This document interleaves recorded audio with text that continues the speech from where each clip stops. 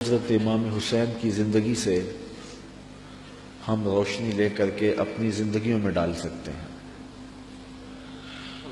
رضائے الہی کا حصول یہ امام کا مطمع نظر تھا، اور اس کے لیے ان کی زندگی کی ایک ایک ساتھ گزرتی ہے۔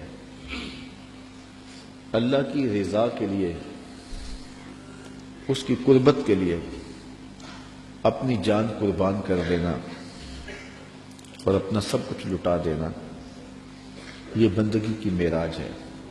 حضرت امام حسین رضی اللہ تعالی عنہ کو پہلے سے یہ معلوم تھا کہ وہ شہید کر دیے جائیں گے۔ آپ کے پورے خاندان کو اس بات کا علم تھا۔ حضور کی زبان سے یہ بات خاندان میں پہنچی تھی، لیکن کسی ایک نے بھی آ کے حضور سے نہیں کہا کہ حضور دعا کر دیں یہ مصیبت ٹل جائے اور کربلا میں جو مشکلات آنے والی ہیں، جن کی خبر دی جا رہی ہے، وہ مشکلات ان پر نہ آئیں۔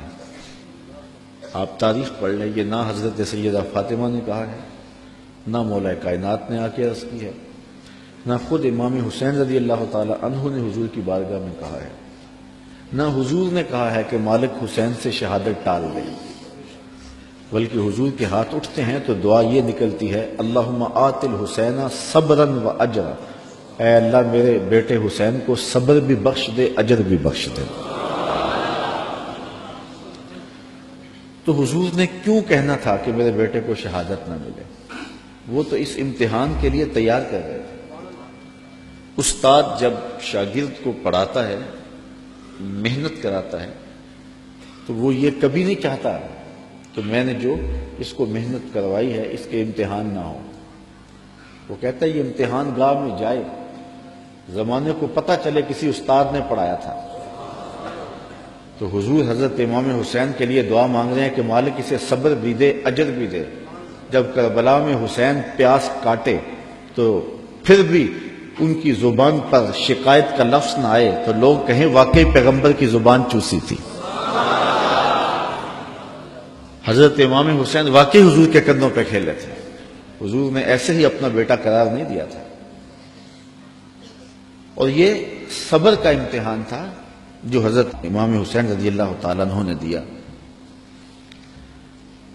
ورنہ اگر یہ چاہتے تو فرات چھلک کے آپ کے قدموں میں آ کے سلامی نہ کرتے۔ یہ تو حوض کوثر کے وارث کے نواسے ہیں، ایڑیاں رگڑتے تو چشمے نہ پھوٹتے۔ یہ تو رب کی تقدیر کو مانے بیٹھے تھے، یہ تو اس امتحان میں کامیابی کے لیے دعا گو تھے کہ مالک ہمیں استقامت نصیب کرے۔ امام زہری کہتے ہیں کہ جب مروان کے زمانے میں حضرت امام زین العابدین کو دوبارہ گرفتار کیا گیا اور بیڑیاں پہنائی گئی، سب سے زیادہ دکھ حضرت امام زین العابدین نے دیکھے، کھلی آنکھوں سے یہ منظر کربلا کا سارا انہوں نے دیکھا ہے۔ کہتے ہیں واقعہ کربلا کے بعد امام زین العابدین کبھی بھی ہنسے نہیں تھے اور کبھی ٹھنڈا پانی بھی نہیں پیا تھا۔ شاید پانی پینے لگتے ہوں گے تو سکینہ کی پیاس یاد آتی ہوگی۔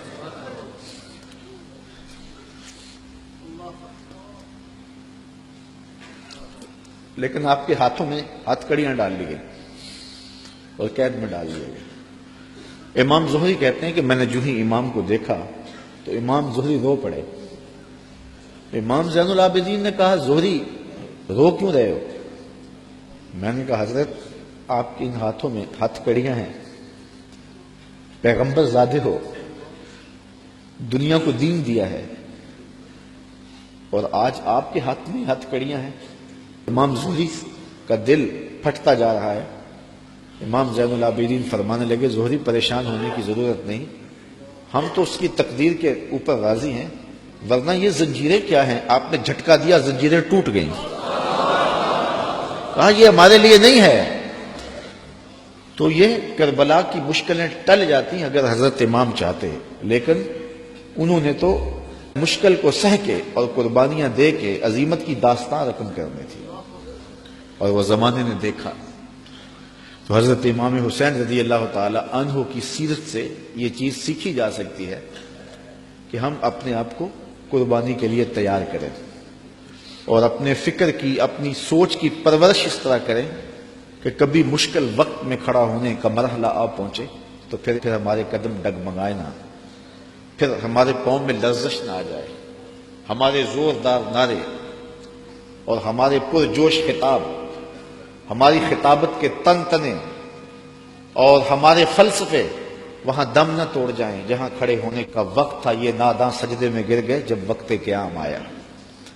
تو ہم نے اپنی پرورش حضرت امام حسین رضی اللہ تعالی عنہ کی اس فکر کی روشنی میں کرنی ہے، تاکہ اگر کوئی ایسا وقت آن پہنچے تو پھر ہمارے قدم اکھڑنے نہ پائیں۔